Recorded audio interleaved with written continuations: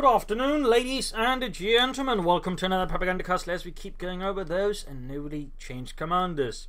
Next on the menu is Jaeger Infantry, which overall has not received as many directly big overhauls. Has not received, for example, a lot of abilities like recon support, is largely chained abilities, or for that matter, Firestorm, anything like that. It's mostly sort of some minor changes here and there. There's still some of them pretty big, but not, on the outside big. For example, ambush training now also includes sprinting, meaning your grenadiers, for example, can move faster, your pioneers can sprint about, then your panzergunners can also do the same, suddenly giving your infantry a lot more mobility alongside access to ambush camouflage, which is still part of the ambush training, thusly overall increasing the flexibility of infantry mobility, and of course just, for example, stuff like pioneers and panzergunners can get a lot closer a lot faster.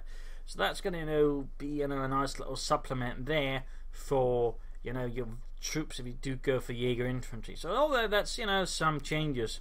G43 slightly cost more in terms of command points. I think it went from 1 to 2 command points, and the Pentagonese now get 3 G43s. Though at that point they're not in practically wielding assault rifles. It sort of gets a bit weird there, to be honest. Like, I honestly think they should just give up on trying to make the Pentagonese work with, and just, I don't know, if they really want the Pentagonese to get something out of it, give them something else entirely different, because I feel like the G43 seem like a waste of attempts and resources.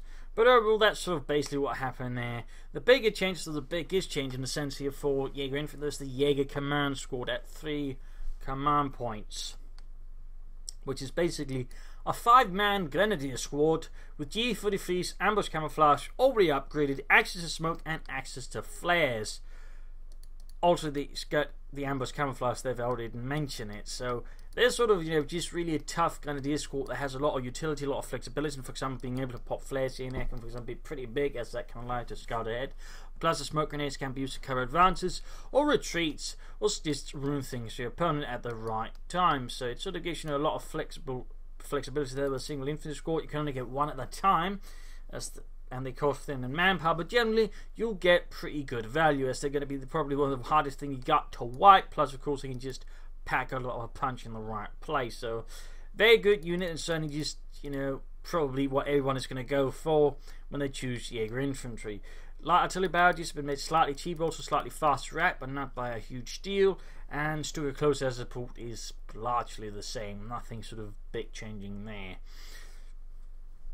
So those sort of overall cover the Jaeger Infantry changes. Obviously, the doctrine works well if you actually get a bunch of infantry, preferably Grenadiers, since again the Panzers won't benefit much from the Jaeger Light Infantry upgrades. And of course, the Jaeger Command Squad just works with pretty much anything.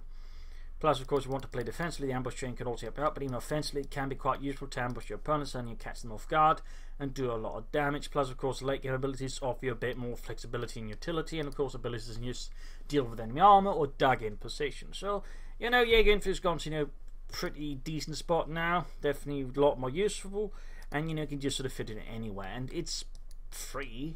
I believe it's sort of what companies you get the Wehrmacht, so I mean you'll have access to it right away, even if you sort of just join the game. So I mean, pretty solid doctrine now. Again, flexible, strong, nothing sort of outstandingly, but it does offer some bits here and there, can sort of give you some more firepower if need be, and overall supports well an infantry oriented approach.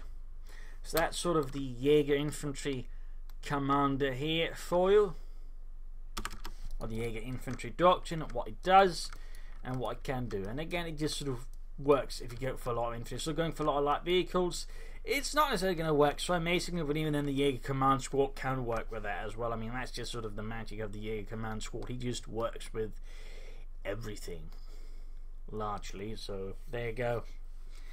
So hopefully this video has been a bit helpful there for those wondering if they should look back into the Jaeger Infantry doctrine. If it has, subscribe, like, share, comment on it. And if you like what I do consider donating, pledging, and Patreon and so on there. This is Imperial signing off, and see you all for another video. Cheers.